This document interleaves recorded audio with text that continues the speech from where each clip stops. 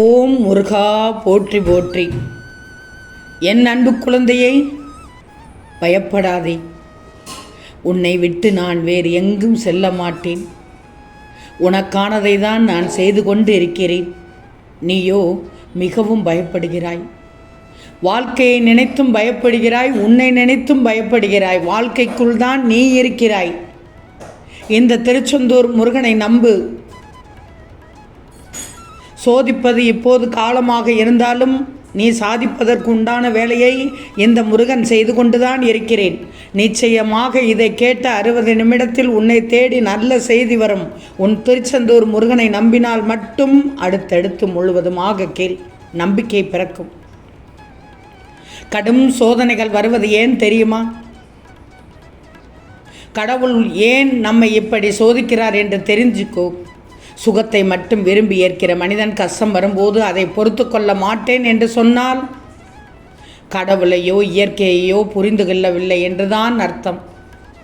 கடவுள் உன்னை சோதிப்பதெல்லாம் இல்லை, அது ஒரு தவறான நம்பிக்கை. உனக்காக உன் கர்ம விதியை சரிவர நடத்தி வருகிறார் என்று நினைச்சிக்கோ. மேலும் உன் தலை விதியை அந்த இறை வழிபாட்டின் மூலம் மாற்றி எழுத முழு சுதந்திரமும் தந்து விடுவார்.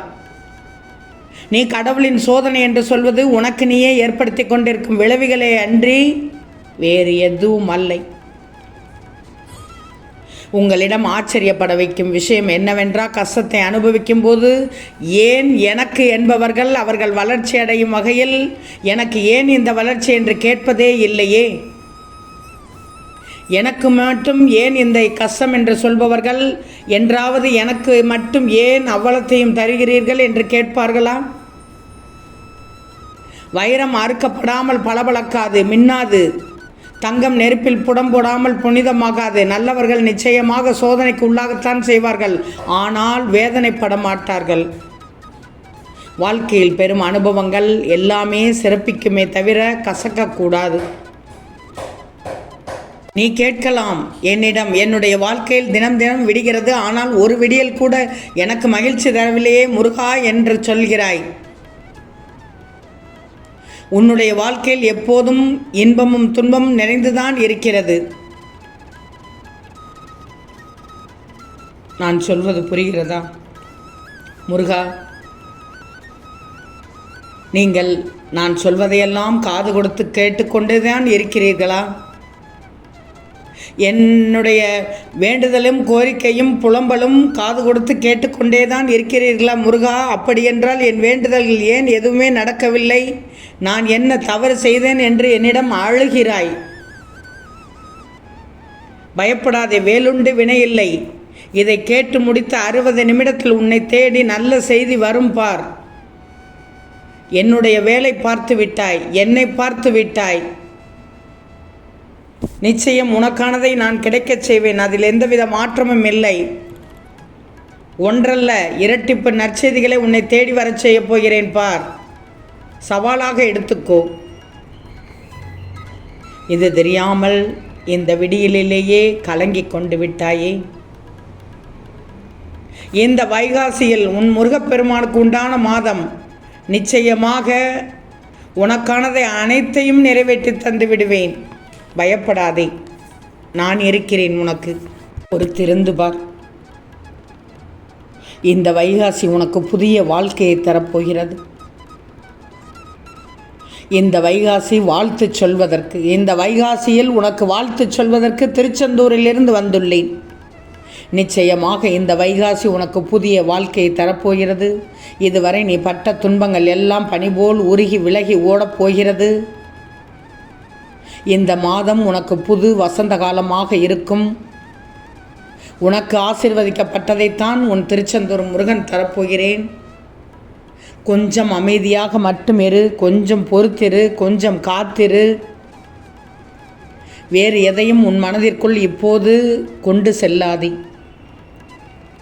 இப்போது இருக்கும் நிலை மாறி இந்த மாதத்தில் உனக்கு வெற்றி மட்டுமே கிடைக்கப் போகிறது.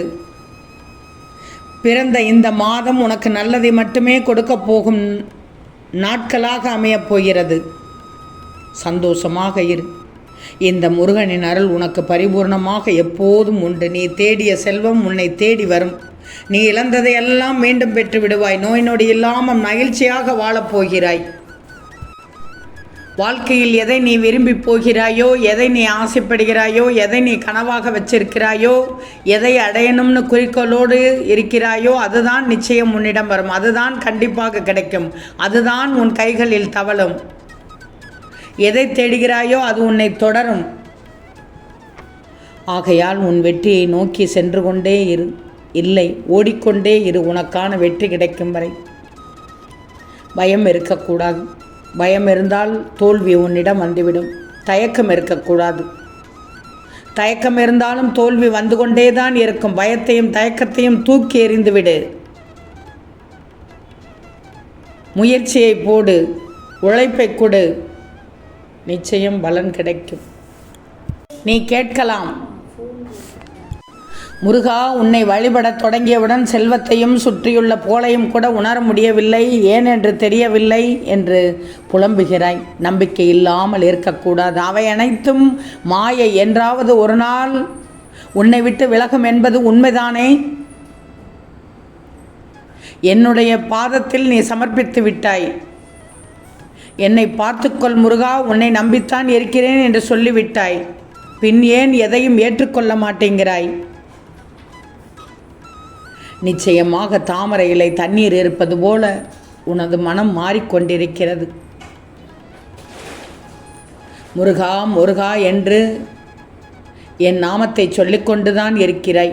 பின் ஏன் கவலைப்படுகிறாய்? நம்பிக்கையோடு இரு. அனைத்தும் நடக்கும். நல்ல விதமாக நடக்கும். பிறந்துள்ள இந்த வைகாசி உனக்கு நல்லதை மட்டுமே கொடுக்கப் போகும்.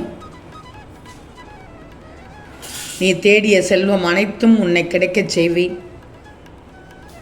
உன்னோடு தான் நான் இருக்கப் போகிறேன். இந்த முருகன் உன்னோடு தான் இருக்கப் போகிறேன். பொறுமையுடனும் நம்பிக்கையுடனும் என்னை வேண்டிக் கொண்டே வா. உனக்கு வேண்டியதை அள்ளி கொடுக்க நான் தயாராகிவிட்டேன். முருகனின் பிள்ளையின் முகத்தில் இனி மகிழ்ச்சியை மட்டும்தான் நான் பார்க்கணும். வாழ்க்கை இனி உனக்கு சந்தோஷமாக இருக்கணும் என்றுதான் உனக்கான வேலையை நான் செய்து கொண்டிருக்கிறேன். நிச்சயமாக இதை கேட்டு முடித்த 1 மணி நேரத்தில் நீ நினைத்த காரியம் நடக்கப் போகிறது. நல்ல எண்ணம் நல்ல சிந்தனையோடு இருக்கும் உனக்கு நல்ல செய்தியைத்தான் கேட்கச் செய்வேன். என் ஆசை முழுவதும் வழங்கிவிட்டேன். பின் என்ன தங்கமே, கலங்கக்கூடாது. இதோ உனக்கான நேரம் அருகில் வந்து விட்டது. அது உன்னை தேடி வந்து கொண்டிருக்கிறது. கிடைத்ததும் என் ஆலயத்திற்கு வந்து நன்றி சொல்லவா? நான் எதிர்பார்க்கிறேன். இது உன் முருகன் உத்தரவு.